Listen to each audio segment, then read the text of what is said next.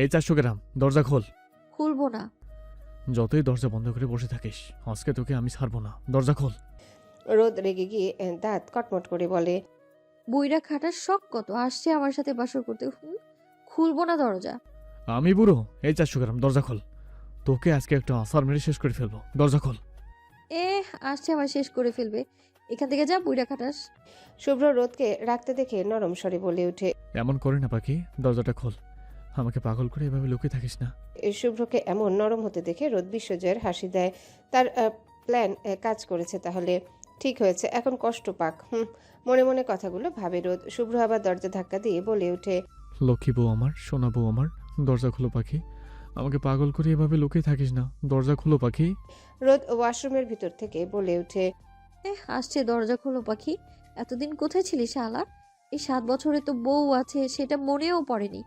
এখন আসছে, দরজা খোলো পাখি। পালের পাখি, শর্ট লুচ্চা কোথাকার। রোদের এমন কথায় শুভ্র অবাক। এই কোন রোদকে সে দেখছে? ছোটবেলায় যেমন চঞ্চল ছিল, মুখে যা আসতো তাই বলতো, সেই ছোট্ট রোদ। শুভ্র পুনরায় দরজা ধাক্কা দিয়ে বলে, দরজা খোলো, আমি বাসর করব। মুড নেই। হোয়াট? বললাম তো এখন মুড নেই। এই বুড়ো লোকের সাথে বাসর করার কোনো মুড নেই। শুভ্র রেগে গিয়ে বলে, দরজা খোল শালি। খুলবো না শালা, কি করবি? সাহস অনেক বেড়ে গেছে না? দাঁড়া, তোর কি অবস্থা করি দেখ।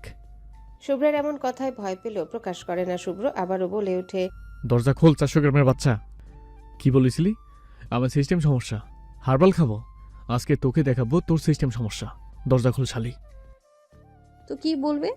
বুড়ো হাতি একটা, সত্যি তো বলছি, খুলবো না দরজা। ভালোই ভালো বলছি, দরজা খোল রোদ। আর এখন যদি দরজা না খুলিস তো যেদিন তোকে ধরবো পুরো 14 গোষ্ঠীর নাম ভুলে যাবি। রোদ ডোন্ট কেয়ার ভাব নিয়ে বলে, আমি আপনাকে ভয় পাই নাকি? খুলবো না দরজা। আমি কিন্তু দরজা ভেঙে ফেলবো রোদ।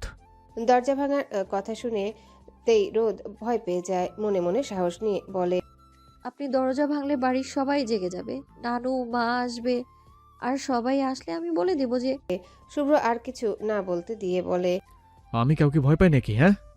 আর আজকে তোকে কেউ বাঁচাতে পারবে না। আর কি বলবি তুই, হ্যাঁ? রোদ ভয় পেয়ে আমতা আমতা করে বলে, বলবো আপনার সিস্টেমের সমস্যা, আপনি হিজড়া।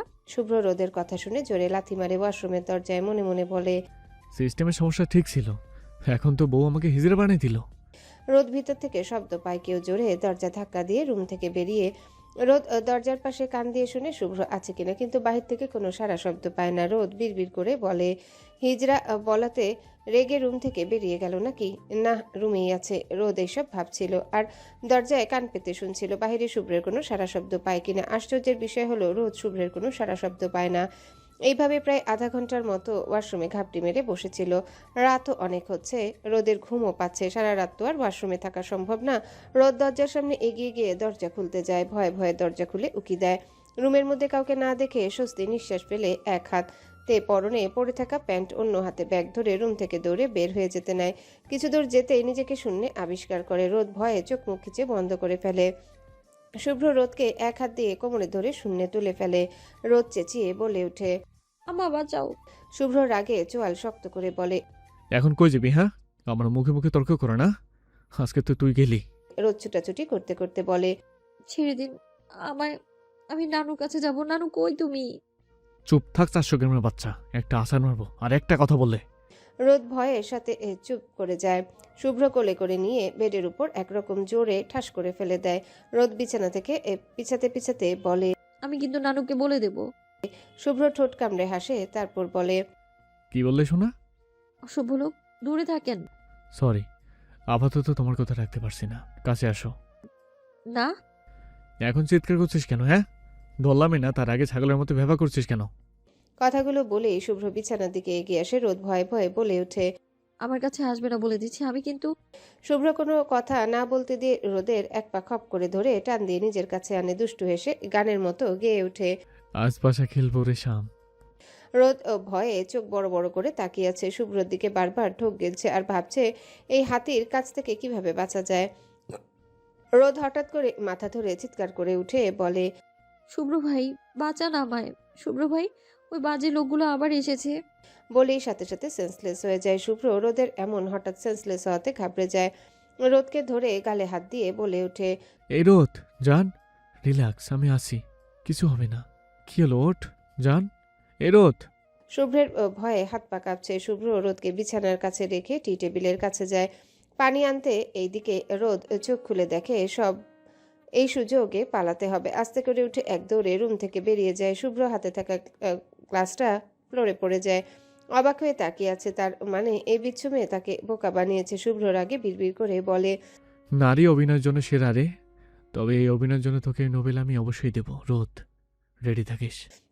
রোদ নিজের রুমে এসে দরজা লাগিয়ে এসে জোরে জোরে শ্বাস ফেলতে থাকে। আল্লাহ তাকে বাঁচিয়েছে এই হাতির কাছ থেকে, তা না হলে আজই হয়তো ইন্নালিল্লাহ হয়ে যেত। রোদ মনে মনে পণ করে জীবনে আর এমন কাজ করতে যাবে না, আর না শুভ্রের সামনে যাবে। সকাল 8টা। নীলা আসছে চৌধুরী বাড়িতে। কিছুক্ষণ আগেই একটা জিনিস নীলা খেয়াল করেছে। নীলাকে দেখলে লুকাচ্ছে। বিষয়টা কেমন সন্দেহজনক। নিলয়ের কথা মাথা থেকে ঝেড়ে রোদের রুমের দিকে যায়। নীলাকে সেদিনের পর থেকে আর রং নাম্বারের লোকটা কল দেয়নি, যার জন্য নীলা খুশি। যা বেটা জন্মের শিক্ষা পেয়েছে। এদিকে নিলয় কানে খুব কম শুনছে। একটা কথা 2-3 বার বলবে, শুনবে। হঠাৎ এইভাবে কানে কেন কম শুনছে মীরা বেগম জিজ্ঞাসা করলেও নীলয় এড়িয়ে যায়, মিথ্যা বলে। রোদ ব্যালকনিতে দাঁড়িয়ে আছে। নীলা পিছন থেকে এসে জড়িয়ে ধরে বলে, জানো, এত মন দিয়ে কার কথা ভাবছিস? রোদ নীলাকে দেখে মুচকি হাসে। রোদ বলে, কেমন আছিস নীলা? আমি আলহামদুলিল্লাহ ভালো, তুই? আলহামদুলিল্লাহ ভালো।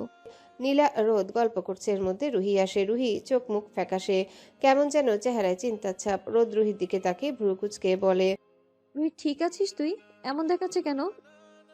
কিছু কি হয়েছে? রুহি মলিন হাসে। রোদ নীলাকে কিছু বুঝতে না দিয়ে বলে, না কিছু হয়নি, ঠিক আছে আমি। রাতে ঘুম হয়নি, এই জন্যই হয়তো এমন দেখাচ্ছে। রোদ নীলা আর কিছু বলে না। তিনজন মিলে গল্পে মশগুল হয়ে যায়। রাত 9টা কি 9:30 হবে। রোদ হেনা বেগমের সাথে ড্রয়িং রুমে সোফায় বসে গল্প করছিল। এমন সময় সামনে দরজায় কলিং বেল বেজে ওঠে। কাজের মেয়ে দরজা খুলে দিতে দেখে শুভ্র দাঁড়িয়ে। শুভ্রের কোলে একটা মেয়ে, পাশে একজন মধ্যবয়স্ক মহিলা, সাথে আরও একটা মেয়ে রোদের বয়সী হবে। শুভ্রর মুখ দেখে কিছুই বোঝা যাচ্ছে না। শুভ্র দরজা থেকে সামনের দিকে এগিয়ে সিঁড়ি বেয়ে নিজের রুমের দিকে যায়। রোদের দিকে এক নজর তাকায় নিজে রোদ এখানে আছে কিনা। রোদের বুকের বাঁ পাশে চিনচিন ব্যথা করে যাচ্ছে, চোখের পানি টলমল করছে। নিজেকে সামলে হেনা বেগমকে উদ্দেশ্য করে বলে, নানু আমি রুমে গেলাম। কথা বলে আর দাঁড়ালো না, সিঁড়ি বেয়ে উপরে উঠে যায়। রোদ মনের ভিতরে যেন অস্থিরতা বাড়ছে। বারবার দেখতে ইচ্ছা হচ্ছে শুভ্র মেয়েটাকে নিয়ে নিজের রুমে কি করছে। রোদ নিজের কৌতূহল দমিয়ে রাখতে না পেরে পা টিপে টিপে শুভ্রের রুমের সামনে এসে দাঁড়ায়। দরজা হালকা চাপানো। রোদ কাপা কাপা হাতে দরজা ধরে খুলে চোখের সামনে শুভ্রকে অন্য একটা মেয়েকে জড়িয়ে ধরতে দেখে সাথে সাথে নিজের মুখ চেপে ধরে দরজা থেকে সরে দাঁড়ায়। নিজের রুমে গিয়ে দরজা আটকা। এতক্ষণ আটকে রাখা কান্না বেরিয়ে আসে। হু হু করে কেঁদে উঠে, কাঁদতে কাঁদতে ফ্লোরে বসে পড়ে। রোদ ফুপিয়ে কেঁদে উঠে বলে, আমি আসলেই বোকা। ভালো একটু ব্যবহার, ভালোভাবে দুটো কথা বলাতে আমি সবকিছু ভুলে গিয়েছিলাম। ভেবেছিলাম আমাকে হয়তো সে ভালোবাসে, কিন্তু না। আমার মতো মানুষকে ঘৃণা করা যায়, ভালোবাসা যায় না কখনো। দরজার কাছ থেকে কাউকে সরে যেতে দেখে শুভ্র কপাল কুঁচকে তাকায়। দরজা হালকা খোলা। শুভ্র নিজের কাছ থেকে জেরিনকে সরিয়ে বিরক্ত হয়ে বলে, এইরকম গায়ে পড়া মেয়ে আমার একদম পছন্দ না, দূরে থাক। গেস্ট রুম গোছানো হয়ে গেছে, আমার রুম থেকে বের হ। শুভ্রের এমন কথায় জেরিন চোখ মুখ ছোট ছোট করে ফেলে, ঠোঁট উল্টে বলে, আরে ইয়ার, এমন করছিস কেন? আমি তো আর এমনি এমনি তোকে জড়িয়ে ধরিনি। ওখানে তেলাপোকা ছিল, সেই ভয়ে ধরেছি। শুভ্র কোনো কিছু না বলে রুম থেকে বেরিয়ে যায়। আর কতক্ষণ কথা বললে হয়তো এই মেয়েকে এসে আছাড় দিবে। শুভ্রের চলে যাওয়ার দিকে চোখ গোল গোল করে তাকিয়ে আছে জেরিন, মুখে কেমন রহস্যময় হাসি। শুভ্রকে দেখে বোঝা যাচ্ছে সে কতটা বিরক্ত। আজকে লন্ডন থেকে বাংলাদেশে আসে শুভ্রের খালামণি রিনা খান, সাথে তার 2 মেয়ে। রিনা খানের 2 মেয়ে, এক ছেলে। বড় ছেলের নাম রাশেদ আর বড় মেয়ের নাম জেরিন। ছোট মেয়ে জুই। বড় মেয়ে খুবই উগ্র স্বভাবের, বিদেশিদের মতো চলাফেরা। ছোট মেয়ে জুই তার বিপরীত, শান্ত স্বভাবের, দেখতে ভীষণ মিষ্টি, পোশাকে তার শালীনতা। আজকে কাউকে না জানিয়ে বাংলাদেশে আসেন। এয়ারপোর্টে এসে শুভ্রকে ফোন করে। শুভ্র সবাইকে রিসিভ করতে যায় এয়ারপোর্টে। চৌধুরী বাড়ির সামনে আসতেই গাড়ি থেকে নামতে জেরিন পড়ে যায়। পায়ে ব্যথার জন্য হাঁটতে পারে না, যার জন্য রিনা খান বলেন জেরিনকে কোলে নিয়ে বাড়িতে আসতে। না চাইতেও শুভ্র জেরিনকে কোলে করে নিয়ে বাড়িতে ঢুকে। গেস্ট রুম ঠিক করা নেই, যার জন্য নিজের রুমে নিয়ে যায়। নিজের রুমে এসে বেডের উপর বসাতেই জেরিন হঠাৎ চিৎকার করে শুভ্রকে জড়িয়ে ধরে। এমনিতেই শুভ্র সারাদিন ব্যস্ততার জন্য মেজাজ চটেছিল, তার ভিতরে আবার এভাবে গায়ে পড়ে জড়িয়ে ধরায় যেন রাগে শরীর জ্বলছে। তার বউ ছাড়া অন্য মেয়ে তার জন্যে বিষ। শুভ্র রোদের রুমের সামনে এসে থামে। এখনো ফ্রেশ হয়নি, বইয়ের জন্য মনটা ছটফট করছে। শুভ্র দরজা ধাক্কা দিতে দেখে দরজা বন্ধ।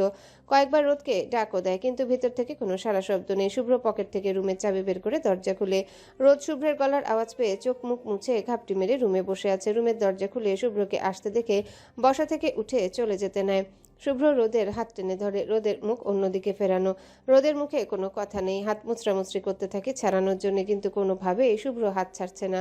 শুভ্র রোদের হাত টেনে ধরে নিজের কাছে এনে রোদ মাথা নিচু করে আছে। রোদের দিকে খেয়াল করতে কপাল কুঁচকে যায়। শুভ্র শান্ত কণ্ঠে বলে, কি হয়েছে রোদ? রোদ কোনো কথা বলছে না, চোখ দিয়ে অনবরত পানি পড়ছে। রোদ ছোটাছুটি করতে থাকে নিজেকে ছাড়ানোর জন্য। শুভ্র বিরক্তিতে শব্দ করে বলে, এমন করছিস কেন? কি হয়েছে বলবি? ছেড়ে দিন আমায়, ছোবেন না আমায় আপনি। আমি বাধ্য নেই তোর কথা শুনতে। আমি একবার নয় 100 বার ছুঁয়ে দেবো তোকে। রোদ রাগে তেতে উঠে বলে। ওই নোংরা হাত দিয়ে ছোবেন না আমায়। শুভ্র রোদকে নিজের সাথে আরো শক্ত করে চেপে ধরে দাঁতে দাঁত চেপে কটমট করে বলে। আমি নোংরা? হ্যাঁ, রোদের কিছুক্ষণ আগে ঘটে যাওয়া ঘটনা মনে পড়তেই রাগে তেতে উঠে শুভ্রকে ধাক্কা দিয়ে সরিয়ে বলে ওঠে, ওই নোংরা হাত দিয়ে ছোবেন না আমায়। ওই হাত দিয়ে ছুঁয়ে আমায় অপবিত্র করবেন না আপনি। রোদের এমন কথায় শুভ্র রাগে রক্ত চোখ নিয়ে তাকিয়ে আছে। এমনিতেই মেজাজ খারাপ, বউয়ের কাছে এসেছিল মন ভালো করতে, কিন্তু বালের বউ উল্টোপাল্টা কথা বলে আরো মেজাজ বিগড়ে দিচ্ছে। শুভ্র রাগে ফুঁসতে ফুঁসতে বলে, আমি ছুলে তোর নোংরা লাগে? হ্যাঁ, হ্যাঁ নোংরা লাগে, শরীর ঘিন ঘিন করে আমার। আপনি আমার কাছে আসবেন না একদম। অন্য যে নারী নিয়ে মজেছিলেন তার কাছে যান, ভুলে আমার সামনে আসবেন না। শুভ্র রাগে মাথার রক ফুলে গেছে, চোখ দিয়ে মনে হচ্ছে আগুনের গোলা বের হচ্ছে। শুভ্র রোদের কাছে এগিয়ে এসে এক হাত দিয়ে চুলের মুঠি ধরে অন্য হাত দিয়ে শক্ত হাতে গাল চেপে ধরে বলে, মুখে ভলি ফুটেছে? হ্যাঁ, মুখে মুখে তর্ক করিস। আমার স্পর্শ নোংরা বলিস তুই? 2 দিন কি একটু ভালোভাবে কথা বলেছি, আর আমার মাথায় উঠে গেছিস কি? নিজের অবস্থান ভুলে গেছিস এত তাড়াতাড়ি? হ্যাঁ, রোদের গাল দাঁতের সাথে লেগে পিষে যাচ্ছে। গালে আর চুলের ব্যথায় গলা কাটা মুরগির মতো ছটফট করতে থাকে। শুভ্র রোদকে ধাক্কা দিয়ে কিছুটা দূরে সরিয়ে দেয়। রোদ গালে হাত দিয়ে ফুপিয়ে কেঁদে উঠে অশ্রু ভেজা চোখে শুভ্রের দিকে তাকিয়ে বলে, ধন্যবাদ, আপনি আমাকে আমার অবস্থান বুঝিয়ে দিয়েছেন। আর আমি বোকা, বারবার বোকামো ছাড়া কিছুই করি না। রোদ চোখের পানি মুছে কণ্ঠ স্বর কঠোর করে বলে, আর যাই হোক, আপনার মতো চরিত্রহীন মানুষের সাথে আমি থাকবো না, কখনোই না। রোদের মুখে চরিত্র কথাটা শুনে শুভ্র রোদের গালে ঠাস ঠাস ঠাস করে দুটো থাপ্পড় বসিয়ে দেয়। থাপ্পড়ের গতি এতটা জোরে ছিল যে রোদের ঠোঁট কেটে রক্ত পড়ছে। শুভ্রের ইচ্ছে করছে এই মেয়েকে খুন করতে। কতক্ষণ ধরে কিসব আবল তাবল বলে মেজাজ খারাপ করে দিচ্ছে। যেখানে বউ ছাড়া অন্য কোনো মেয়ের দিকে তাকিয়ে দেখে না, সেখানে এই মেয়ে কিনা তাকে চরিত্রহীন বলছে। শুভ্র রোদকে ধাক্কা দেয়। রোদ ধাক্কা টাল সামলাতে না পারে ফ্লোরে পড়ে যায়। শুভ্র রেগে দাঁতে দাঁত চেপে বলে, তুই কি থাকবি? আমি তোকে রাখবো না। যা তুই শালি। আমার স্পর্শ তো নোংরা লাগে, ফিল আসে না? না যা, আজকের পর থেকে তোকে আর ছুবই না। শুভ্র রাগে নিজের মাথায় হাত দিয়ে চুল চেপে ধরে বিড়বিড় করে বলে, বালের যেমন স্যাঁ, 400 গ্রাম একটা মেয়েকে সামলাতে পারি না। শুভ্রর কথাগুলো বলে রুম থেকে বেরিয়ে যায়। রোদ ফ্লোরে পড়ে কাঁদতে থাকে। অনেক হয়েছে আর না। রোদ আস্তে আস্তে ফ্লোর থেকে উঠে চোখের পানি মুছে বিড়বিড় করে বলে, ভাগ্য আমার বেলায় তুমি বড্ড নিষ্ঠুর। আমার কপালে একটু সুখ লিখলে কি এমন ক্ষতি হতো বিধাতা। সকাল 8টা। বাহির থেকে অনেক মানুষের কথার আওয়াজ শোনা যাচ্ছে। রোদের রুম এখনো বন্ধ। হেনা বেগম রুহি অনেকবার ডেকেছে, কিন্তু রোদের কোনো সাড়া শব্দ পায়নি। সকাল যখন 10টা 30-এর দিকে, এখনো যখন রোদ দরজা খুলছে না দেখে হেনা বেগম ভয়ে বাড়ির সবাইকে ডাকে। শুক্রবার হওয়াতে শুভ্র বাড়িতে ছিল, রুমে বসে নিজের কাজ করছিল। হেনা বেগম চেঁচামেচিতে রুমের বাহিরে আসে। রুমের বাহিরে আসতেই হেনা বেগম বিচলিত হয়ে বলে, শুভ্র, রোদ এখনো দরজাই খুলছে না। রুমের ভিতর থেকে কোনো সাড়া শব্দ পাচ্ছি না। তুই তাড়াতাড়ি দেখ, রোদের কিছু হয়ে যায়নি তো? শুভ্রের কপালে চিন্তার ছাপ। তাড়াতাড়ি করে নিজের রুমে গিয়ে আবারও আসা হাতে চাবি নিয়ে দৌড়ে রুমের দিকে যায়। রুমের কাছে এসে দরজা খুলে অবাক হয়ে তাকিয়ে আছে। শুভ্র রাগে দাঁতে দাঁত চেপে শক্ত হয়ে দাঁড়িয়ে আছে। হেনা বেগম, রুহি সবাই অবাক। রোদ বেডের উপর কম্বল গায়ে কি সুন্দর করে ঘুমোচ্ছে। এইদিকে যে তার জন্য বাড়ির সবাই গলা ফাটিয়ে ডাকতে ডাকতে শেষ, তার তো সেদিকে কোনো খেয়াল নেই। শুভ্র রাগে জোরে শ্বাস ফেলে ধপধপ পা ফেলে নিজের রুমে চলে যায়। আর কতক্ষণ এইখানে থাকলে এই মেয়েকে তুলে আছাড় মারবে। রোদ ঘুম ঘুম চোখে তাকে আবারও পুনরায় ঘুমিয়ে পড়ে। সারা রাত কেঁদে কেঁদে কাটিয়েছে। ফজরের আগে ঘুমিয়েছে, আর এতটাই গভীর ঘুমে আচ্ছন্ন ছিল যে বাহিরের সবাই যে এত ডাকছে তা তার কানে আসেনি। হেনা বেগম রোদকে বারবার ডাকছে আর জিজ্ঞাসা করছে সব ঠিক আছে কিনা। রোদ ঘুম ঘুম চোখে উঠে বসে হাত দিয়ে চোখ ডলতে ডলতে তাকায় হেনা বেগমকে দেখে বলে, নানু এত সকালে তুমি? এখনো তোর কাছে সকাল দেখছিস? কয়টা বাজে?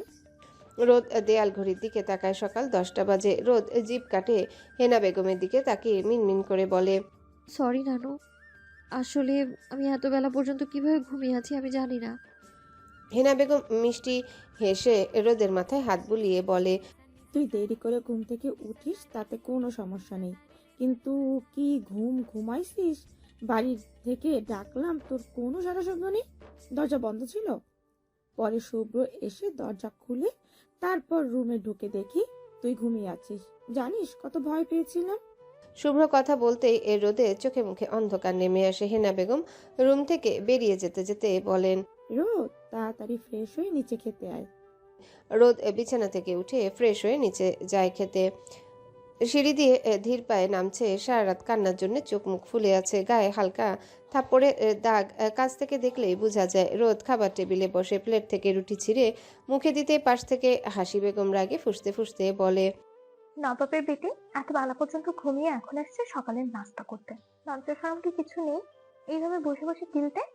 হাসি বেগমের কথায় রোদের চোখে পানিতে টইটুম্বর। মুখে দেওয়া খাবারটা যেন গিলতে পারছে না, মাথা নিচু করে আছে। কালকে বাসায় আসা অতিথিগুলো ড্রয়িং রুমে সোফায় বসা। হাসি বেগম কথাগুলো জোরে বলেন আর তাদের কাছে পৌঁছায় হাসি বেগমের কড়া কথাগুলো। হেনা বেগম কিছু বলতে যাবে, কিন্তু শুভ্রকে সিঁড়ি বেয়ে নিচে আসতে দেখে চুপ করে যান। হাসি বেগম আবার দাঁত কিরমির করে বলেন, অপয়া অলক্ষী মেয়ে কোথাকার, পারিস তো শুধু বসে বসে গিলতে, তাছাড়া তো আর কোনো মুরত নেই। দূরে গিয়ে মরতে পারিস না? রোদের চোখ দিয়ে অনবরত পানি পড়ছে, পারছে না মাটি ফাঁক করে ঢুকে যেতে। লজ্জায় ঘৃণায় শেষ হয়ে যাচ্ছে। সামান্য একটু খাবারের জন্য এত কথা শুনতে হচ্ছে। রোদ মাথা তুলে দাঁড়ায়। উঠে দাঁড়াতে চোখে পড়ে সিঁড়িতে দাঁড়ানো শুভ্রের দিকে। রোদ চলে যেতে নিলে হাসি বেগম রাগে তেতে উঠে বলেন, খাবারটা তোর বাপের টাকার না যে এইভাবে নষ্ট করবি। 2 টাকা রোজগার করার মরদ নাই, আসছে খাবার নষ্ট করতে। রোদ মুখে ওড়না দিয়ে ফুপিয়ে উঠে। এতক্ষণ ঠিক ছিল, কিন্তু আজ তার মৃত্যু বাবাকে নিয়ে বাজে কথা বলছে। রোদ অশ্রু ভেজা চোখে শুভ্রের দিকে তাকায়। শুভ্র কোনো কিছু বলছে না, পাথরের মূর্তির মতো দাঁড়িয়ে আছে। রোদের কষ্টটা যেন আরো দ্বিগুণ বেড়ে যায়। কোনো কিছু না বলে দৌড়ে সিঁড়ি দিয়ে শুভ্রের পাশ কাটিয়ে চলে যায়। হাসি বেগম এতক্ষণ খেয়াল করেনি শুভ্র তার পিছনে। হঠাৎ কিছুর বিকট শব্দে পেছনে ফিরে তাকায়। সিঁড়ির পাশে থাকা ফুলদানি ফ্লোরে ভেঙে টুকরো টুকরো হয়ে আছে। শুভ্রের এমন করাতে সবাই ভড়কে যায়। হেনা বেগম একপাশে দাঁড়ানো, সেও শুভ্রকে কিচ্ছু বলছে না, চুপচাপ নীরব দর্শকের মতো দেখছে। হাসি বেগম হেনা বেগমের দিকে তাকায়, কিন্তু হেনা বেগমের কোনো প্রতিক্রিয়া নেই।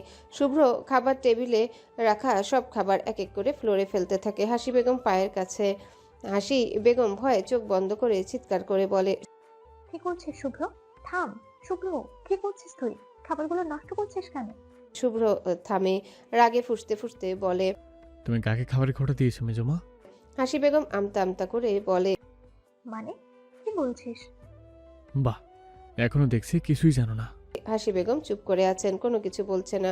শুভ্র রাগে নিজের চুলগুলো শক্ত করে চেপে ধরে জোরে জোরে শ্বাস ফেলে নিজেকে স্বাভাবিক করতে চায়। পুনরায় বলে ওঠে, কি বলেছিলে?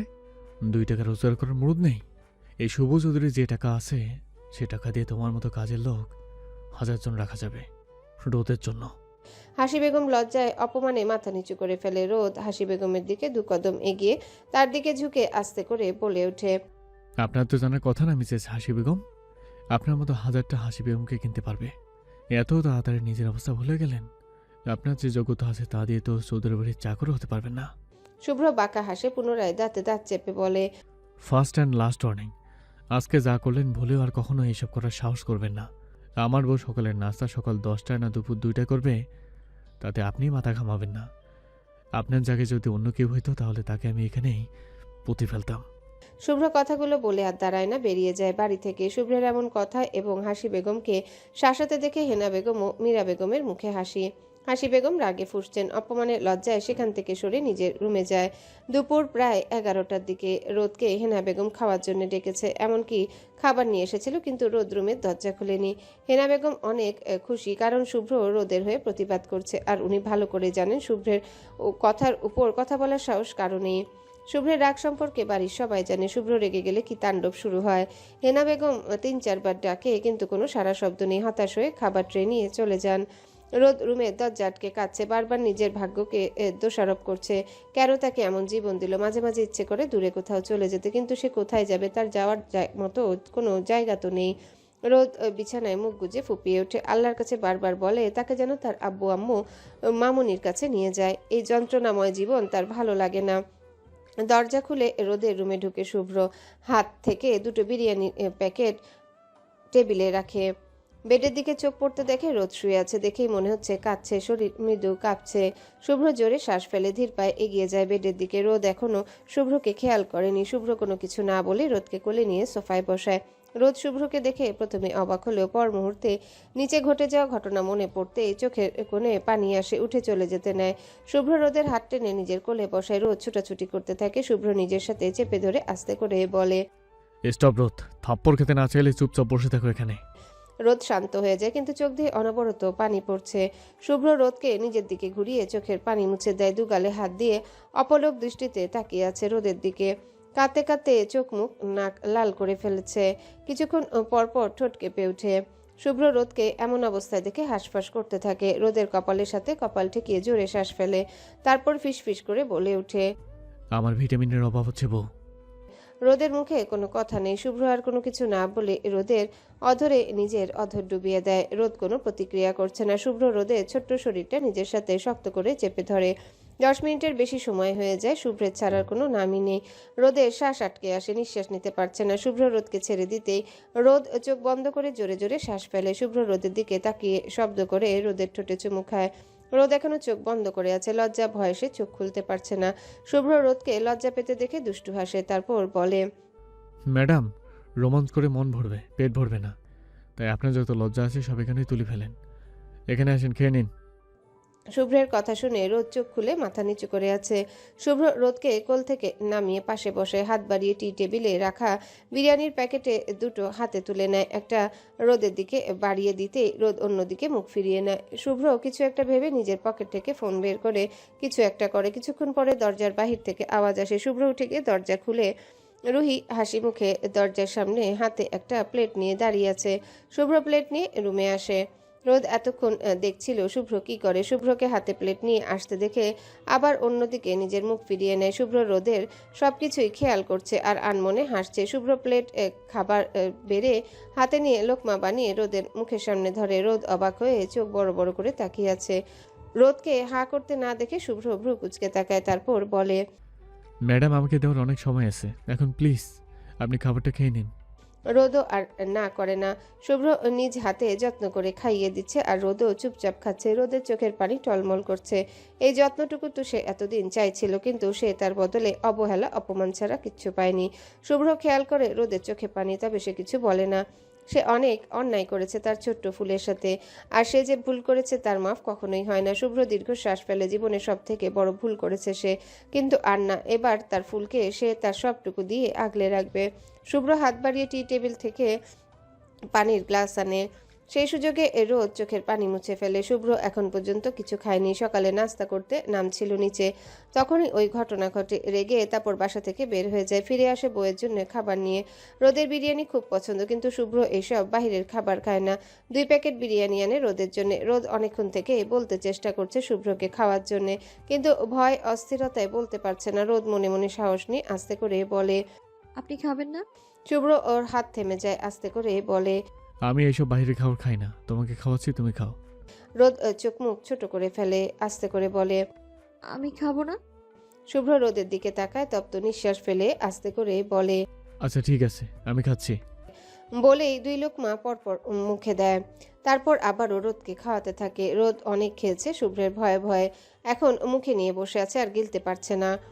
শুভ্র ভ্রু কুচকে তাকায়, টি টেবিল থেকে পানির গ্লাস এনে রোদের হাতে দেয়। রোদ পানি দিয়ে মুখের খাবারটুকু গিলে শুভ্র আবার মুখের সামনে লোকমা আনতেই নাক মুখ সিটকে বলে, প্লিজ না, আমি আর খেতে পারছি না। শুভ্র কিছু বলতে গিয়ে বলে না, প্লেটে হাত ধুয়ে রোদের মুখ মুছিয়ে দেয়। ওয়াশরুমে গিয়ে নিজের হাত ধুয়ে আসে। বাহির থেকে আজানের ধ্বনি আসছে। শুভ্র রোদের দিকে তাকিয়ে বলে, এখন রেস্ট নে, পরে গোসল করে ফ্রেশ হয়ে নিস, রুমের বাইরে যাওয়ার দরকার নেই। শুভ্র রোদের কথায় মাথা দুলায়। শুভ্র রোদের রুম থেকে বেরিয়ে নিজের রুমে যায়। রুমে ঢুকতেই মেজাজ খারাপ হয়ে যায়। জেরিন শুভ্রের বিছানার উপর শুয়ে আছে, গায়ে হাঁটু অব্দি একটা প্যান্ট আর একটা পাতলা শার্ট। শুভ্রর দেখে মাথায় আগুন ধরে যায়, রাগে গর্জে উঠে বলে। What the hell? শুভ্রকে আর কিছু বলতে না দিয়ে জেরিন এসে শুভ্রকে জড়িয়ে ধরে। শুভ্র ধাক্কা দিয়ে সরিয়ে নিজের শার্ট ঝাড়তে থাকে। জেরিন কিছু বলতে যাবে, শুভ্র রেগে চেঁচিয়ে উঠে বলে। আউট! জেরিন শুভ্রের দিকে এগিয়ে আসতে যায়, শুভ্র হাত বাড়িয়ে থামিয়ে দেয়। রেগে চিবিয়ে চিবিয়ে বলে। রুম থেকে বের হয়ে জেরিন, তা নাহলে ভুলে যাব তুই আমার খালাতো বোন। জেরিন শুভ্রকে রাখতে দেখে রুম থেকে চলে যায়। শুভ্রের রাগে শরীর জ্বলছে। এইসব গায়ে পড়া মেয়ে তার একদম পছন্দ না। জড়িয়ে ধরেছে আবার, এখন ভালো করে শাওয়ার নিতে হবে। শুভ্র ওয়াশরুমে যায় শাওয়ার নিতে। 1 ঘন্টা পর বের হয়, রেডি হয়, জুমার নামাজের জন্য চলে যায়। শুভ্র অয়ন নিলয় রোদ বেলকনিতে দাঁড়িয়ে সব দেখছে। ভাবে পাঞ্জাবি পরা অবস্থায় দেখছে, ফর্সা গায়ে কালো পাঞ্জাবিতে অসম্ভব সুন্দর লাগছে। বিকাল 4টা কি 4:30, রোদ গোসল করে ঘুমিয়ে আছে। সেই যে 12টা বাজে গোসল করে ঘুমিয়েছে, এখন পর্যন্ত উঠেনি। শুভ্র রোদের রুমে একবার এসেছিল, রোদকে ঘুমাতে দেখে আবারও চলে যায়। হেনা বেগম এসেছিল খাবারের জন্য ডাকতে, রোদকে এইভাবে গভীর ঘুমে দেখে ডাকেনি। আর রুহির কাছেও শুনেছিল শুভ্র নাকি রোদকে বাহির থেকে খাবার এনে খাইয়েছে। আজ অনেকদিন হয়ে গেল রোমানের কোনো খোঁজ নেই। রুহি অনেকটাই হাঁসফাঁস করছে, যে রোমান বেশিরভাগ সময় চৌধুরী বাড়িতে থাকতো, আজ অনেকদিন হয়ে গেল রোমানের কোনো দেখা নেই। রুহি রোমানের এরকম হুট করে নিখোঁজ হয়ে যাওয়া ব্যাপারটা মানতে পারছে না। রুহি এইসব কিছুই নিজের রুমে বসে ভাবছিল, কোনোভাবে নিজেকে সামলাতে পারছে না। দৌড়ে রুম থেকে বের হয়ে শুভ্র রুমের সামনে এসে কিছু একটা ভেবে ভয়ে ভয়ে রুমে ঢুকে শুভ্র মিররের সামনে দাঁড়িয়ে চুল ঠিক করছিল। রুহি পেছনে এসে দাঁড়িয়ে আস্তে করে বলে। ভাইয়া, শুভ্র আয়নায় রুহিকে দেখে বলে। বল, কিছু বলবি? রুহি ওড়নায় নিজের হাত কসলাতে থাকে, আস্তে করে বলে। আমাকে দাদি পাঠিয়েছে। রোমান ভাইয়া কিছুদিন ধরে এখানে আসছে না কেন? রোমান ভাইয়া আসতে বলছে। দাদি নাকি কি জরুরি কাজ আছে। শুভ্র মিরর থেকে চোখ সরিয়ে রুহির দিকে ভ্রু কুঁচকে তাকায়, তারপর বলে। আজকে কথা হয়েছিল রোমানের সাথে? অসুস্থ নাকি, এই জন্য আসতে পারছে না? রুহির বুকের ভিতর ধক করে ওঠে। শুভ্র পুনরায় আবারও বলে ওঠে। আমি আজকে তো দেখতে যেতে পারবো না, কালকে ছাড়া। আজকে আমার জরুরি কাজ আছে। রুহি কোনো কিছু না বলে রুম থেকে বেরিয়ে কিছু দূর যায়, গিয়ে আবারও শুভ্রের রুমে আসে। শুভ্র রুম থেকে বেরোচ্ছিল, এমন সময় রুহি রুমে ঢুকে রুহি আমতা আমতা করে বলে। ভাইয়া, রোমান ভাই কোথায় আছে? নতুন ফ্ল্যাট কিনেছে, সেখানে আছে। রুহি মিনমিনিয়ে বলে। ভাইয়া, দাদি রোমান ভাইকে দেখতে যাবে।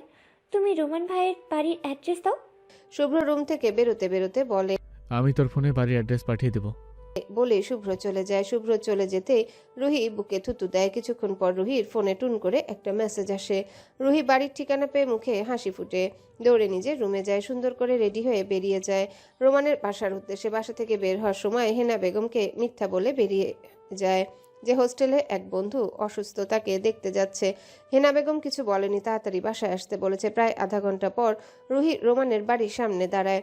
2 তলা বিশিষ্ট বাড়ি। রুহি বাড়ির দারোয়ানকে বলে গেট দিয়ে ঢুকে। বাড়ির সামনে সোজা সরু রাস্তা গেছে, পাশে সুন্দর সুন্দর ফুলের গাছ, বিভিন্ন রকম ফুল ফুটে আছে। রুহি সব ফুলের নামও জানে না। দরজায় কলিং বেল চাপতে একজন মধ্যবয়স্ক মহিলা দরজা খুলে, দেখে বোঝা যাচ্ছে বাড়ির কাজের লোক। রুহি বাসার ভেতরে ঢুকতে ভদ্র মহিলাটি বলে। কে তুমি মা? রুহি আমতা আমতা করে বলে। আমি আসলে আন্টি রোমান ভাইয়ের বন্ধুর বোন। ভাইয়া নাকি অসুস্থ শুনলাম, তাই দেখতে আসলাম। মহিলাটি মিষ্টি হাসে, তারপর বলে। ও, তুমি শুভ্র বাবাজির বোন রুহি? জি আন্টি। রুহি আবারও বলে। আন্টি, রোমান ভাই কোথায়? কাজের মহিলাটি নরম স্বরে বলে ওঠে। রোমান বাবার কি জানি হয়েছে, সারাদিন রুমের মধ্যে থাকে, রুম থেকে বের হয় না। আজ 3-4 দিন হয়ে গেছে, কিছু খায়নি। আমি অনেক ডাকাডাকি করছি মা, কিন্তু রুমের ভেতরে দরজা বন্ধ করে আছে, খুলছে না। কি রকম হাসি খুশি ছেলেটা এইরকম রুমবন্দি হয়ে আছে। রুহি চোখের কোণে পানি চিকচিক করছে। রুহি আস্তে করে বলে। আন্টি, আমি কি একটু রুমে যেতে পারি? মহিলাটি বলে। আরে মা, যাবে, তোমরা তো তার আপনজন, তবে তুমি এইখানে দাঁড়াও। এ কথাগুলো বলে কোথাও চলে যায়। কিছুক্ষণ পর এসে হাতের মুঠে একটা চাবি নিয়ে বলে। রুমান বাবার রুমে যাওয়ার অনুমতি আমাগো নাই, উনি দরজা সব সময় দিয়ে রাখেন। নিজের রুম নিজেই গুছিয়ে নিজেই রাখেন। তোমরা তো তার আপন মানুষ, তো রুমের দরজা হয়তো লক করে বসে আছে, তুমি এই চাবি দিয়ে দরজা খুলে তারপর যাও।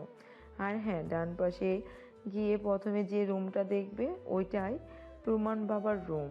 রুহি মাথা ঝাঁকিয়ে হ্যাঁ বলে ধীর পায়ে সিঁড়ি বেয়ে উপরে উঠে যায়। রুহি রোমানের রুমের সামনে দাঁড়িয়ে হাতে চাবি নিয়ে ভাবছে দরজা খুলবে কি খুলবে না, নাকি চলে যাবে। রুহি মনে মনে বলে, আচ্ছা, উনি যদি জিজ্ঞেস করে আমি এখানে কেন এসেছি, তাহলে আমি কি বলবো? রিল্যাক্স রুহি, কিছু একটা বলে দিবি। রুহি রুমের দরজা খুলে রুমের ভিতর ঢুকে দেখে পুরা রুম অন্ধকার। রুমে ঢুকে পা পড়ে কিছু একটা, সাথে সাথে পা সরিয়ে নেয়। ব্যালকনি থেকে আবছা আলো আসছে। রুমের জানালা লাইট সব বন্ধ। রুহি ব্যাগ থেকে ফোন বের করে ফোনের ফ্ল্যাশ অন করতে চোখ কপালে। পুরো রুম লণ্ডভণ্ড হয়ে আছে। মনে হচ্ছে কিছুক্ষণ আগে এখানে বড়সড় সুনামি হয়ে গেছে।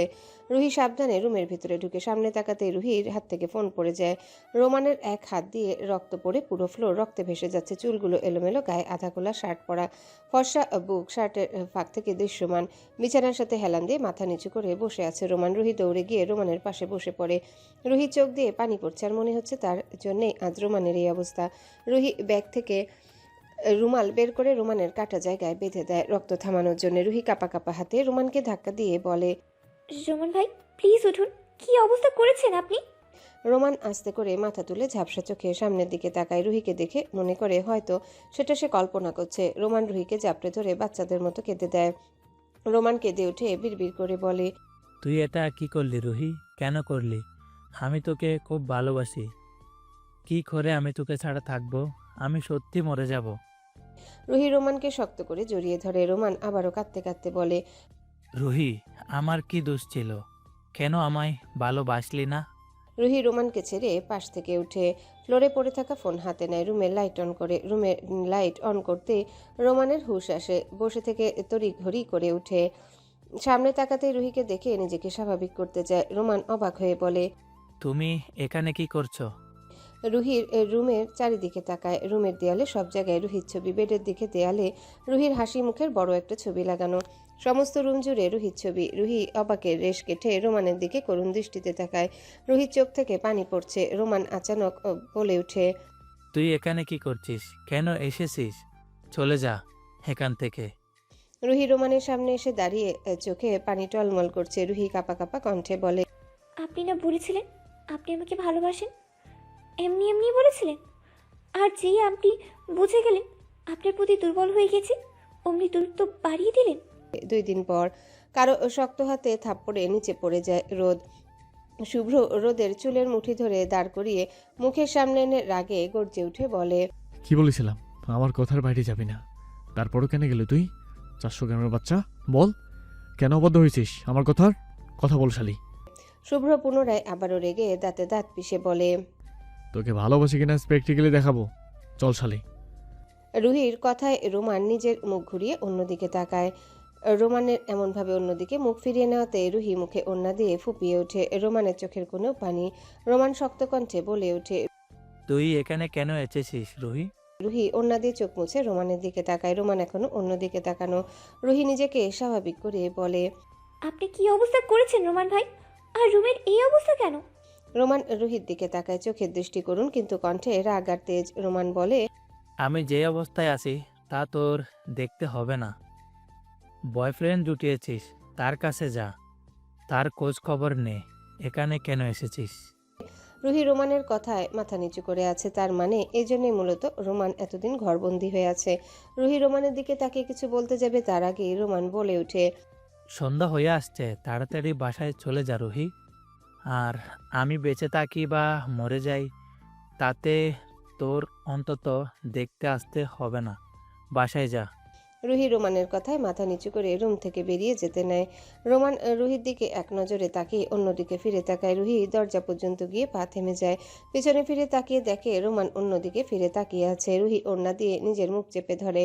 নিজেকে কোনোভাবে আটকাতে পারছে না, ভীষণ কষ্ট হচ্ছে। রুহি দৌড়ে গিয়ে রোমানকে পেছন থেকে জড়িয়ে ধরে ডুকরে কেঁদে ওঠে।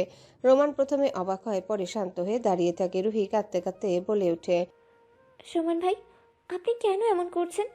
আমি ওই দিন রাগের মাথায় কি বলে ফেলেছি আমি নিজেও জানি না। বিশ্বাস করুন, আমার কোনো বয়ফ্রেন্ড তো দূরের কথা, জাস্ট ফ্রেন্ডও নেই। রুহির কথায় রোমানের অশান্ত মন শান্ত হয়। রুহিকে নিজের দিকে ফিরিয়ে শক্ত করে জড়িয়ে ধরে। রুহিও রোমানকে জড়িয়ে ধরে। রুহি আজ রোমানের ভালোবাসার কাছে হার মানতে হয়েছে। যে মানুষটা তাকে এত ভালোবাসে সেই মানুষটাকে ফিরিয়ে দেওয়ার সাধ্য নেই তার। রোমান রুহিকে ছেড়ে দুই গালে হাত দিয়ে পুরো মুখ জুড়ে চুমু খেতে থাকে। রোমানের চোখে পানি। যেমন মানুষ হাজার বছর সাধনা করে অপ্রকাশিত কিছু পেয়ে যায়, সেই খুশি রোমানের চোখে মুখে। সে তো এই দিনের জন্য অপেক্ষায় ছিল। রুহি নিজে থেকে এসে তাকে ধরা দিবে। রোমান রুহির কপালে নিজের কপাল থেকে জোরে জোরে নিঃশ্বাস ফেলে, তারপর বলে, প্লিজ আমাকে কখনো ছেড়ে যাস না রুহি। বড্ড বেশি ভালোবাসি তোকে জান।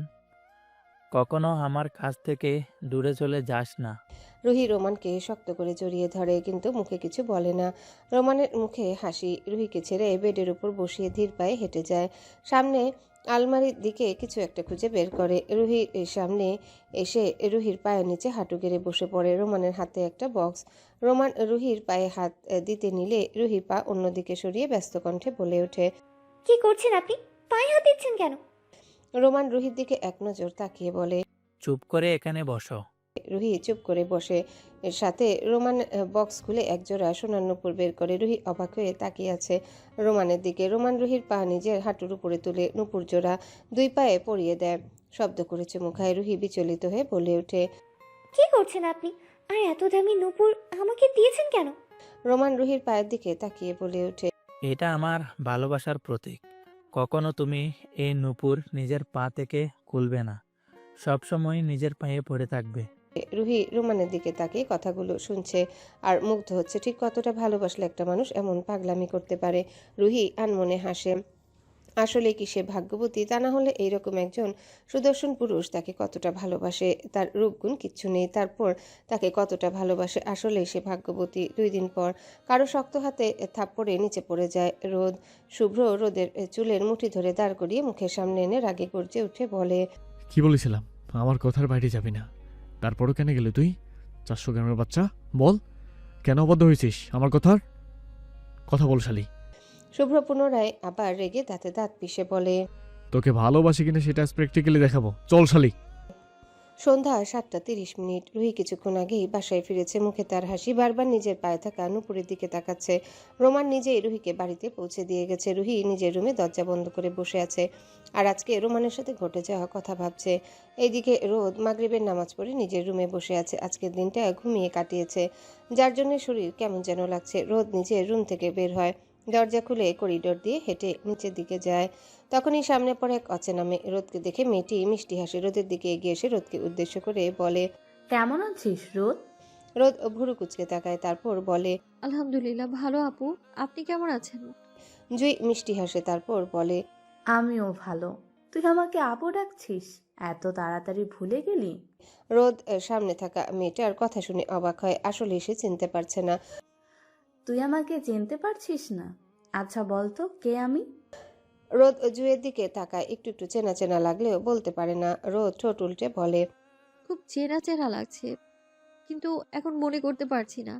জুই দাঁত বের করে খিলখিল করে হাসে, তারপর বলে, আমি জুই, শুভ্র ভাইয়ের খালাতো বোন। আরো বলতে হবে? রোদ হাসি মুখে জুয়ের দিকে এগিয়ে জড়িয়ে ধরে বলে, জুই তুই কতটা চেঞ্জ হয়ে গেছিস, আর আমি তোকে চিনতেই পারছি না। জুই মিষ্টি হাসে, রোদকে জড়িয়ে ধরে বলে, তুইও তো কত কিউট হয়ে গেছিস।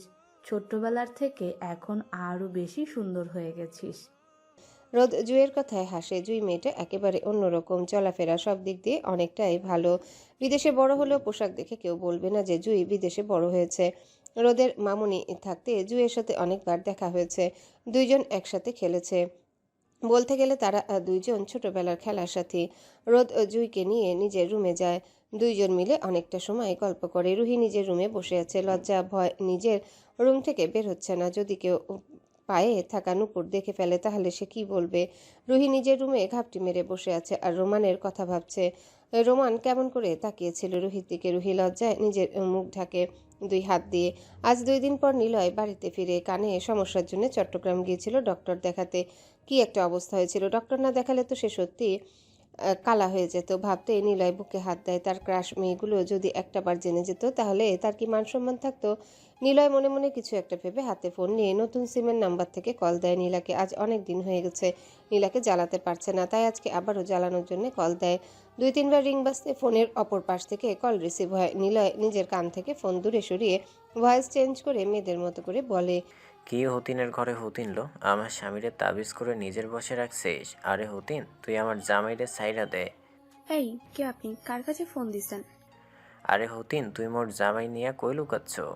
আমার জামাইরে দে হতিন। আরে আপু, আপনার কোথাও ভুল হচ্ছে। আমি আপনার স্বামীকে কেন লুকাবো? নিলয় ফোন দূরে নিয়ে হাসে, তারপর আবার বলে, আরে হতিন লো, মিথ্যা বস না, আমার জামাইরে দিয়া দে, নাইলে তোর নামে মামলা দিব। নীলা এবার রেগে যায়, রাগে তেতে উঠে বলে, ধুর মিয়া, গাঁজা খেয়ে ফোন দিছেন? হ্যাঁ, কে আপনার স্বামীকে নিছে? আর কে আপনার সতীন? নীলার কথা শুনে নিলয় ফিক করে হেসে দেয়। নীলা হাসির শব্দ শুনতে কণ্ঠ চিনে ফেলে।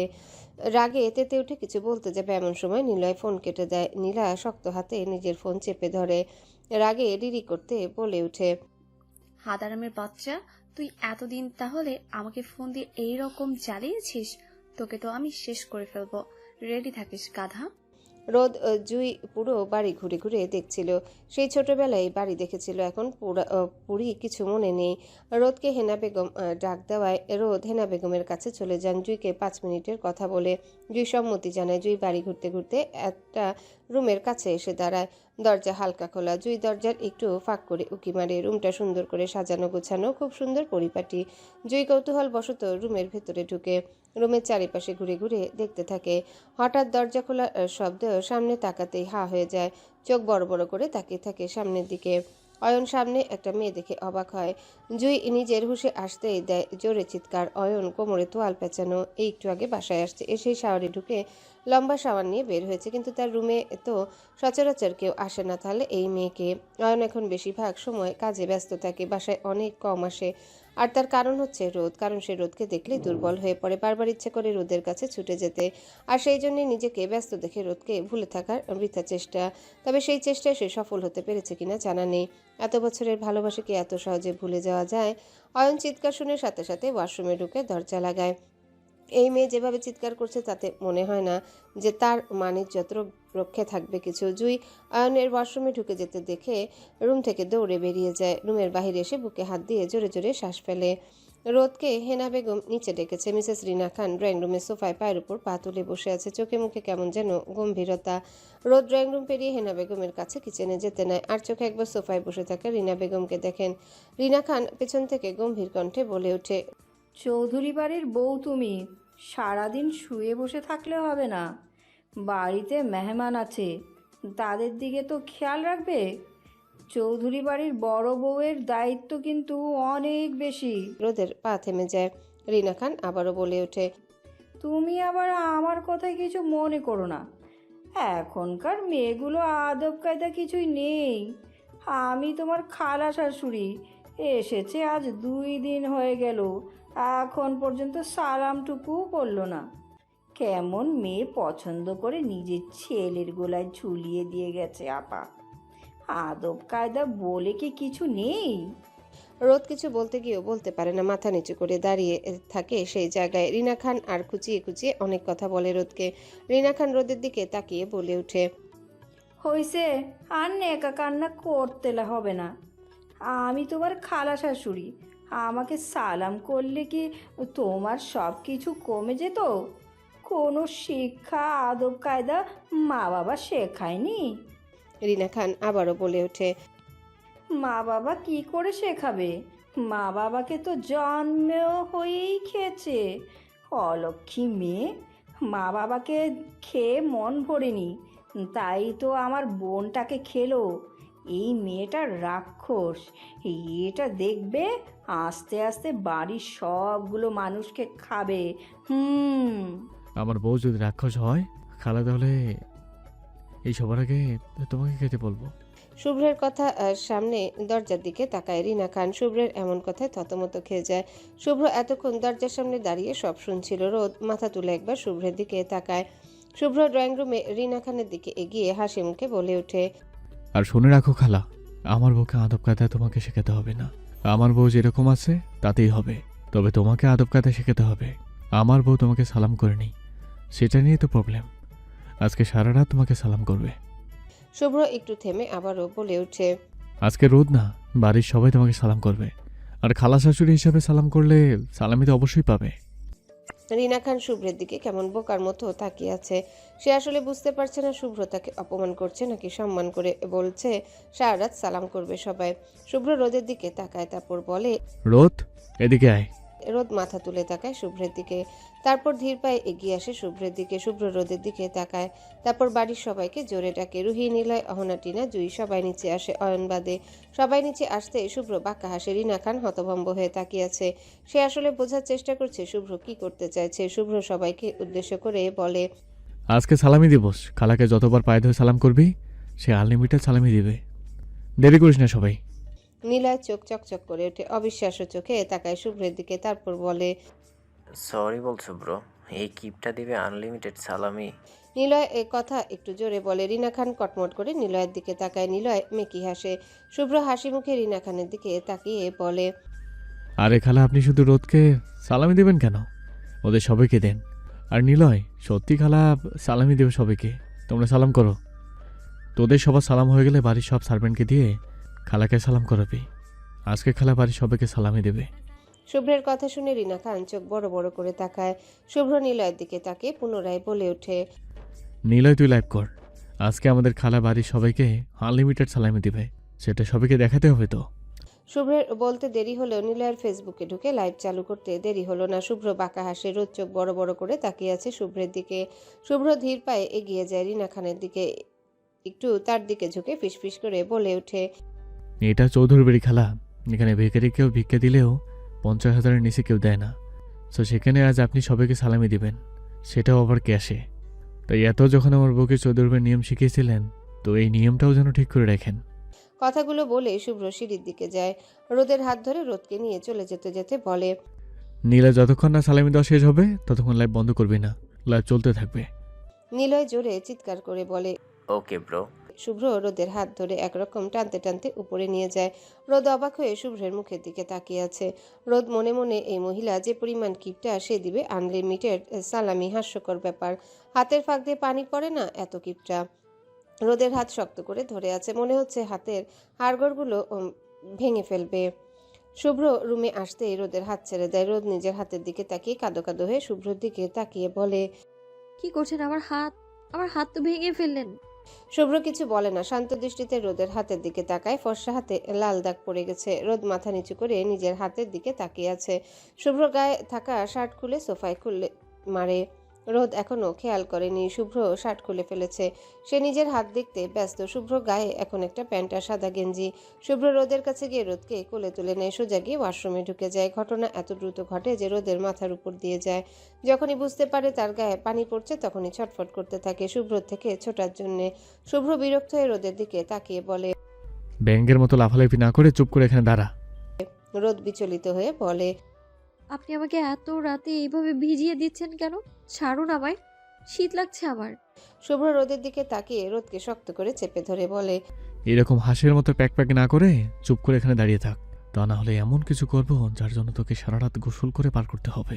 এদিকে নিলয় লাইভ অন করে বলে, হ্যালো গাইস, আজকে আমাদের প্রাণের প্রিয় কিপটা খালা না মানে তুতুকু আমাদের খালামণি আমাদের আনলিমিটেড সালামি দিবে। সো আপনারা সবাই দেখতে থাকুন আমরা কত টাকা সালামি পাই। রিনা খান কটমট চোখে তাকায় নিলয়ের দিকে। নিলয় বুদ্ধি করে ক্যামেরা ঘোরায় রিনা খানের দিকে। রিনা খান হাসি হাসি মুখে বলে, দিব তো সালামি, টাকা তো রুমে আছে, আমি বরং রুম থেকে টাকাগুলো নিয়ে আসি।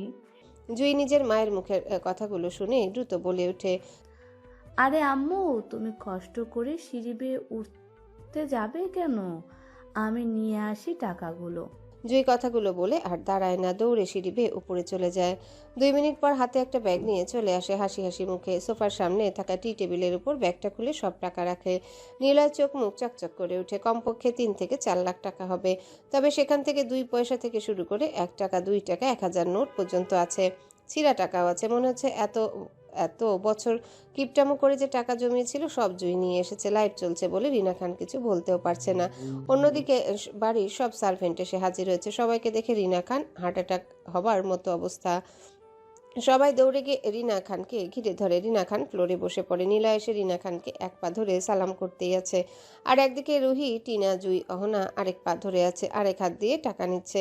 একে একে এ, সবাই সালাম করছে, কেউ হাত ধরে সালাম করছে। সবাই টাকা নিতে নিতে সব শেষ হয়ে যায়। রিনা খানকে ছেড়ে সবাই সরে যায়। রিনা খান ফ্লোর থেকে উঠে দেখে তার একটা টাকাও নেই। চিৎকার করে সেন্সলেস হয়ে যায়। নীলয় ভয়ে ভয়ে তাকায়। সবাই কাছে এসে ডাকতে থাকে, চোখে মুখে পানি দিতে থাকে। জুই ডোন্ট কেয়ার ভাব নিয়ে বলে, আরে রিল্যাক্স, মাম্মাকে এইভাবে তোরা কেউ জাগাতে পারবি না। তোরা সর, আমি দেখছি। রুহি নিলয় সরে যায়। জুই নিজের কাছ থেকে 1000 টাকার একটা নোট বের করে রিনা খানের নাকের কাছে ধরে।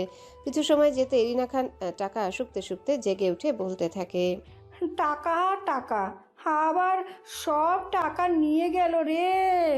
রিনা খান ঠাস করে ফ্লোরে বসে পড়ে। তার এতদিনের একটু একটু করে জমানো টাকা সব নিয়ে গেল, সব টাকা নিয়ে গেল। রিনা খান আহাজারি করে যাচ্ছে এক নাগারে। জেরিন রিনা খানের এইরকম আহাজারি শুনে নিজের রুম থেকে বেরিয়ে আসে। রিনা খানকে ফ্লোরে বসে থাকতে দেখে দৌড়ে তার কাছে যায়। রিনা খানকে এত করে বলছে উঠে যেতে, কিন্তু এত বলেও হাত ধরে টানাটানি করেও রিনা খানকে এক চুল পর্যন্ত নড়াতে পারে না। জেরিন বিরক্ত হয়ে বলে, হোয়াই হ্যাপেন? কি হয়েছে মামা?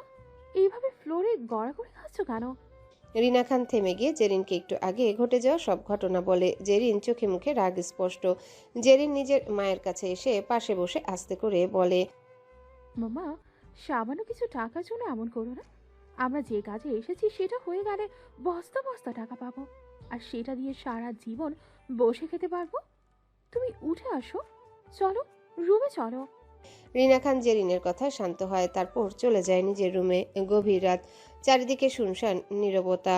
দুইজন কপত কপতি বসে আছে নদীর এক কিনারে। থেকে থেকে ঠান্ডা বাতাস এসে তাদের শরীর ছুঁয়ে যাচ্ছে, আর সেই ঠান্ডা বাতাসে রোদ কেঁপে উঠছে। শুভ্র রোদকে পেছন থেকে জড়িয়ে ধরে আছে। কিছুক্ষণ আগে রোদকে কালো শাড়ি সাথে কিছু অর্নামেন্টস দিয়ে নিজ হাতে সাজিয়ে আনে। রোদকে আয়না দেখতে দেয়নি শুভ্র যে কেমন সাজিয়েছে। রোদ অনেকবার জিজ্ঞাসা করেছিল কোথায় নিয়ে যাচ্ছে, কিন্তু শুভ্র কোনো কিছুই বলেনি। রোদ শুভ্রকে জিজ্ঞাসা করতে করতে একসময় ক্লান্ত হয়ে গাড়িতে ঘুমিয়ে যায়। আর যখন ঘুম ভাঙে তখন নিজের চোখ বাঁধা অবস্থায় পায়। প্রথমে ভয় পেয়ে ছটফট করলেও শুভ্রের কথা শুনে শান্ত হয়ে যায়। শুভ্র সেই কখন থেকে রোদকে পেছন থেকে জড়িয়ে ধরে ঘাড়ে নাক ডুবিয়ে আছে। শুভ্র হাতের ঘড়ির দিকে এক নজর তাকিয়ে মুচকি হাসে। তারপর রোদের চোখের কালো কাপড়টা খুলে দিতে সামনে বড় বড় অক্ষরে লেখা ওঠে, হ্যাপি বার্থডে টুনটুনি পাখি। রোদ অবাক হয়ে চোখ বড় বড় করে তাকিয়ে আছে। আশেপাশে ফানুস উড়ে যাচ্ছে, কেমন যেন আকাশ ঝলমল করছে। নদীর পানি ঝলমল করছে, দেখতে চারপাশটা অসম্ভব সুন্দর লাগছে। শুভ্র রোদের কানের কাছে মুখ নিয়ে ফিসফিস করে বলে, happy birthday Mrs Shubhra, many many happy return of the day my madness. রোদ স্তব্ধ হয়ে যায়, অবাক হয়ে চারিপাশে সবকিছু দেখছে। শুভ্র রোদের দিকে তাকিয়ে হাসে। রোদের এক হাতে শক্ত করে কোমর চেপে ধরে নিজের কাছে এনে মুখের কাছে পড়ে থাকা চুলগুলো ফু দিয়ে সরিয়ে দেয়। রোদের শরীর জুড়ে অদ্ভুত এক শিহরণ বয়ে যায়। রোদ চোখ মুখ খিচে বন্ধ করে ফেলে। শুভ্র রোদের দিকে তাকিয়ে দুষ্টু হেসে বলে, বউ দেখে এখনই লজ্জা পাচ্ছে, কিছু তো শুরুই করলাম না। তার আগে এমন কাঁপাকাঁপি। রোদ শুভ্রের কথা শুনে চট করে শুভ্রের থেকে কিছুটা দূরে সরে যায়। শুভ্র রোদকে এমন করতে দেখে পুনরায় আবারও হাসে। রোদ মাথা নিচু করে কাচুমাচু করতে থাকে। শুভ্র রোদের দিকে এগিয়ে রোদের হাত ধরে একদিকে নিয়ে যায়। একটা টেবিলে কেক রাখা, চারিপাশে মোমবাতি জ্বলছে, হালকা লাইটিং করা। পরিবেশটা অসম্ভব সুন্দর। রোদের জীবন আজকে রাতটা স্বপ্নের মতো লাগছে। মনে হচ্ছে ঘুম ভাঙলেই সব ভেঙে যাবে। রোদ শুভ্রের প্রতিটা কাজে আচরণে বারবার অবাক হচ্ছে। বিস্ময় চোখে শুভ্রের দিকে তাকিয়েছে। শুভ্র রোদকে ইশারা করে কেক কাটতে। রোদ কাপা কাপা হাতে কেক কেটে এক টুকরো কেক শুভ্রর মুখের দিকে এগিয়ে দেয়। শুভ্র রোদের হাত ধরে রোদের মুখে কেক দেয়। রোদ কেক মুখে নিয়ে চোখ বড় বড় করে তাকিয়ে আছে শুভ্রর দিকে। শুভ্র রোদের ঠোঁটে লাগা কেকের দিকে তাকিয়ে দুষ্টু হাসে। রোদের দিকে এগিয়ে রোদ কিছু বুঝে ওঠার আগে রোদের ঠোঁটে লাগা কেক নিজের খেয়ে নেয়। রোদ প্রথমে অবাক, পরে লজ্জায় মাথা নিচু করে ফেলে। শুভ্র হুট করে রোদকে কোলে তুলে নেয়। রোদ কিছু বলতে যাবে, শুভ্র বলে, ইস, চুপ, কোনো কথা না। রোদ চুপ করে যায়। শুভ্র রোদকে নিয়ে একটা সাদা কাপড়ে ঘেরা, চারিদিকে একটা রুমের মতো করে সাজানো, সবকিছুই। বাইরে কোনো কিছু দেখানো যাচ্ছে না, তবে উপরের দিকটা একদম ফাঁকা, জ্যোৎস্না ভরা আকাশ দেখা যাচ্ছে। চাঁদের আলোয় পুরো জায়গা ঝলমল করছে। রোদ অবাক হয়ে তাকিয়ে আছে। সুন্দর একটা বেডের উপর ফুল দিয়ে ডেকোরেশন করা, সাদা পর্দাগুলো বাতাসে দুলছে, চারিদিকে ফুলের গন্ধে মো মো করছে। শুভ্র রোদকে বেডের উপর বসিয়ে বলে ওঠে। কেমন লাগছে বউ? রোদ আস্তে করে বলে, সুন্দর। শুভ্র রোদের দিকে একটু এগিয়ে ঝুঁকে বলে, আমার অনেক দিনের স্বপ্ন ছিল বউকে নিয়ে খোলা আকাশের নিচে বাসর করব। আজ সেই দিনটা সত্যি হয়েছে। রোদ বাসরের কথা শুনতেই ভরকে যায়। ভয়ে ভয়ে শুভ্রের দিকে তাকায়। শুভ্র রোদের চাহনি বুঝতে পেরে বলে, আজকে কোনো বাহানা চলবে না বউ, আজকে আমি বাসর করেই ছাড়বো। রোদ ভয়ে ভয়ে শুভ্রের দিকে তাকিয়ে বলে, অসভ্য লোক। তাহলে আপনি এই মতলবে আমায় এখানে নিয়ে এসেছেন? শুভ্র রোদের দিকে এগিয়ে আসতে আসতে বলে, মতলব বলো আর যাই বলো, আমি আজকে তোমাকে ছাড়ছি না। আজকে 16 আনার জায়গায় 20 আনায় উসুল করব। রোদ ভয়ে কান্না করার উপক্রম। শুভ্রের হাবভাব ভালো ঠেকছে না। রোদ ভয়ে সিটিয়ে যায়, কাঁপা কাঁপা কণ্ঠে বলে ওঠে, আমি বাড়ি যাব, আমায় বাড়ি দিয়ে আসুন। নানু কই তুমি? আমায় নিয়ে যাও। রোদ বেড থেকে উঠে চলে যেতে নিবে এমন সময় শুভ্র খপ করে রোদের হাত চেপে ধরে বলে, কোথায় যাচ্ছ সোনা? কি বলেছিলে? আমার সিস্টেমের সমস্যা? হার্বাল খাবো আমি। আজকে তার প্রমাণ দিব কার সমস্যা আর কে হার্বাল খাবে। রোদ ভয়ে কেঁদে দেয়। শুভ্রের কাছ থেকে ছুটাছুটি করতে থাকে, কিন্তু সেরকম সফল হয় না। শুভ্র রোদকে নিজের সাথে শক্ত করে চেপে ধরে ফিসফিস করে বলে, পাগলামি করি না বউ, আমার অশান্ত মনটাকে শান্ত করতে দে প্লিজ, ডোন্ট ডিস্টার্ব মি। রোদ কিছু বলতে গিয়ে বলতে পারে না। শুভ্রের বেগতিক ছন্নছাড়া স্পর্শে কেঁপে উঠে রোদ। ভয় লজ্জা সবকিছু জেঁকে ধরে। শুভ্রকে আটকাতে চেয়ে পারছে না। শুভ্র রোদকে নিজের দিকে ঘুরিয়ে কোলে করে বেডের কাছে নিয়ে যায়। শুভ্র রোদকে বেডে শোয়াতেই রোদ অধৈর্য হয়ে কিছু বলতে যাবে, কিন্তু শুভ্র ঠোঁটে আঙ্গুল দিয়ে চুপ করিয়ে দেয়। রোদ ভয়ে থরথর করে কাঁপতে থাকে। শুভ্রের প্রতিটা স্পর্শে কেঁপে উঠছে।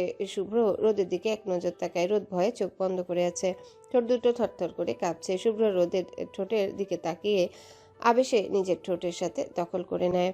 রোদের শরীরে কম্পন আরো বাড়তে থাকে। রোদের শরীরের কম্পন যেন শুভ্রকে আরো গভীরভাবে টানতে থাকে রোদের কাছে। শুভ্র রোদের ঠোঁট ছেড়ে রোদের কপালে শব্দ করে চুমু খেয়ে নেশালো কণ্ঠে ফিসফিস করে বলে ওঠে, বউ আজকে ভয়ঙ্কর কিছু করে ফেলবো তোর সাথে, একটু সহ্য করে নিস। শুভ্র রোদের শাড়ির আঁচল ধরতে রোদ ফুপিয়ে কেঁদে উঠে বলে, প্লিজ, আমি আপনার স্পর্শ সহ্য করতে পারছি না, ছেড়ে দিন আমায়। এখন থেকে সহ্য করে নাও বউ, আজকের পর থেকে তোমার এই স্পর্শ সহ্য করতে হবে। আমার শরীর। আর কিছু বলতে পারে না। শুভ্র মুখে টেপ লাগিয়ে দেয়। রোদের ভয়ে নিঃশ্বাস বন্ধ হয়ে যাওয়ার অবস্থা। রোদ নিজের ভারসাম্য আর ঠিক রাখতে পারে না, সেন্সলেস হয়ে যায়। শুভ্র কিছু একটা বুঝতে পেরে রোদকে সাথে সাথে ছেড়ে দেয়। রোদের কাছ থেকে একরকম ছিটকে দূরে সরে যায়। কিছুটা সময় অতিবাহিত হওয়ার পর শুভ্র নিজেকে স্বাভাবিক করে রোদের দিকে তাকিয়ে বিড়বিড় করে বলে, শালার কপাল হইছে, বউয়ের শরীর খারাপ করার সময় পেল না, আজকে হতে এলো। জীবনে হয়তো আর বাসর করাই হবে না। শুভ্র রোদের দিকে তাকিয়ে দেখে রোদ সেন্সলেস হয়ে গেছে। শুভ্র পুনরায় বিড়বিড় করে বলে, এই 400 গ্রামকে নিয়ে যাই হোক, আমার বাসর হবে না, সারা জীবন দেবদার সাথে হবে। বালের কপাল, বউ সবার আগে সেন্সলেস, বাসর করতে গেলেই সব সমস্যা, অসুস্থতা বউকে ঘিরে ধরে। শুভ্র নিজের প্রতি বিরক্ত। রোদ তাহলে এতক্ষণ ধরে একটা কথাই বলার চেষ্টা করছিল, কিন্তু সে শুনেনি। কত কিছু চিন্তা করে এসেছিল বউটাকে নিয়ে দুজন মিলে আজকে অন্যরকম এক রাত কাটাবে, কিন্তু এটা কি হলো? চোখের সামনে মিষ্টি রাখা, কিন্তু সে খেতে পারছে না। শুভ্র রোদের দিকে এগিয়ে গিয়ে রোদের শাড়ি ঠিক করে মুখে টেপ খুলে কোলে তুলে নেয়। মনের দুঃখে বউকে কোলে নিয়ে গাড়ির দিকে এগিয়ে যায়। বাসর তো আর হবে না, তাই এখান থেকে মনের জ্বালা বাড়ানোর দরকার নেই। সকাল 8টা। জানালা ভেদ করে সূর্যের আলো চোখে মুখে পড়ে পিটপিট করে চোখ খুলে তাকায় রোদ। ঘুম ঘুম চোখে বেডের উপর উঠে বসে। কিছুটা সময় লাগে নিজের অবস্থা বুঝতে। চোখ মুখ ডলে আসে, পাশে তাকায়। রোদ শুভ্রের রুমে আছে। রোদের আস্তে আস্তে মনে পড়ে কালকের রাতে ঘটে যাওয়া ঘটনা। সাথে সাথে আতকে উঠে নিজের দিকে তাকাতে দেখে সব ঠিক আছে। রোদ স্বস্তির নিঃশ্বাস ফেলে। আশেপাশে তাকায়, কোথাও শুভ্র নেই। রোদ আস্তে করে বিছানা থেকে উঠে চলে যায়। ওয়াশরুমে ফ্রেশ হয়ে বের হয়ে আসে শুভ্রের রুম থেকে। নিজের রুমে গিয়ে পরে থাকা শাড়ি চেঞ্জ করে নিচে ড্রয়িং রুমের দিকে যায়। হেনা বেগম ড্রয়িং রুমে সোফায় বসে আছে, কিছু একটা নিয়ে আলোচনা করছেন ফোনে কারোর সাথে। হেনা বেগম রোদকে খেয়াল করেনি। রোদ ধীর পায়ে এগিয়ে যায় খাবার টেবিলের দিকে। সকালের নাস্তা করে আবার নিজের রুমে চলে আসে, কলেজে যাবে সেই জন্যে। রোদ রেডি হওয়ার আগে রুহির রুমে যায়। রোদ রুহির রুমে ঢুকতে দেখে রুহি কারোর সাথে ফোনে কথা বলছে। রোদকে দেখে রুহির সাথে সাথে ফোন কেটে দেয়। জোরপূর্বক হাসার চেষ্টা করে বলে, রোদ তুই এখানে? রোদ সন্দেহ দৃষ্টিতে তাকায় রুহির দিকে। রোদের চোখ পড়ে রুহির পায়ে। রোদ ভ্রু কুচকে তাকায়, তারপর বলে, নুপুরগুলো তো খুব সুন্দর করে নিলি রুহি। রুহি রোদের কথায় ভড়কে যায়, নিজেকে স্বাভাবিক করে আমতা আমতা করে বলে, ভাইয়া দিয়েছে। ও আচ্ছা শোন, কলেজে যাবি না? রেডি হ। রুহি রোদের দিকে ভ্রু কুচকে তাকিয়ে অবাক হয়ে বলে, তুই কিছু জানিস না? কি জানবো?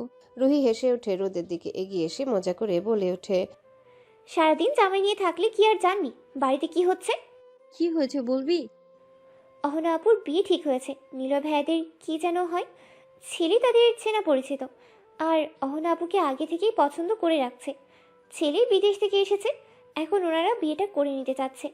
তাই আজকে আমাদের কলেজে যাওয়া হবে না, দাদি থাকতে বলেছে বাড়িতে আমাদের। রোদ মৃদু হাসে। বাড়িতে এত কিছু হচ্ছে আর সে কোনো কিছুই জানে না। রুহি আবারও বলে ওঠে, নীলাও আসতে আছে। রোদ হাসে, তারপর দুজনে কিছুক্ষণ কথা বলে আবারও চলে যায়। রোদ রুহির রুম থেকে বের হয়ে নিজের রুমের দিকে যেতে নিবে, এমন সময় কারো ডাকে পেছনে ফিরে তাকায়। আরাফ চৌধুরী পেছনে দাঁড়িয়ে আছে হাসি মুখে। রোদ আরাফ চৌধুরীর কাছে এগিয়ে গিয়ে বলে, বাবা কেমন আছেন আপনি? আমি ভালো আছি মা, তুই কেমন আছিস? আলহামদুলিল্লাহ ভালো বাবা। আরাফ চৌধুরী অনেকদিন পর বাড়িতে ফিরলেন। বেশিরভাগ সময় সে বাড়ির বাহিরে থাকে অফিসের কাজের জন্য। আরাফ চৌধুরী রোদের সাথে টুকটাক অনেক কথাই বলেন। কথা শেষ করেই চলে যায়। এদিকে নিলয় লুঙ্গি পরে পুরনো একটা শার্ট পরে কাঁধে ক্যামেরা নিয়ে যাবে ভিডিও বানাতে। রুম থেকে বের হয়ে কিছু দূর যেতে কিছু একটা খেয়াল করে পরে সাথে সাথে আবার নিজের রুমে আসে। প্রায় 10 মিনিট পর রুম থেকে বেরিয়ে আসে। কিছু দূর গিয়ে আড়ালে লুকিয়ে পড়ে, যা ভেবেছিল তাই। রিনা খান চুপি চুপি নিলয় রুমে ঢুকে। নিলয় মুখ চিপে হেসে ওঠে। নিলয় মনে মনে বলে, হ্যালো বন্ধুরা, পরবর্তী পার্ট খুব তাড়াতাড়ি আসবে, তো সবাই অপেক্ষায় থাকো। আর চ্যানেলটি যারা এখনো সাবস্ক্রাইব করোনি তারা পরবর্তী পার্ট দেখার জন্য চ্যানেলটি সাবস্ক্রাইব করে রেখো। ধন্যবাদ সবাইকে, আমাদের সাথেই থেকো।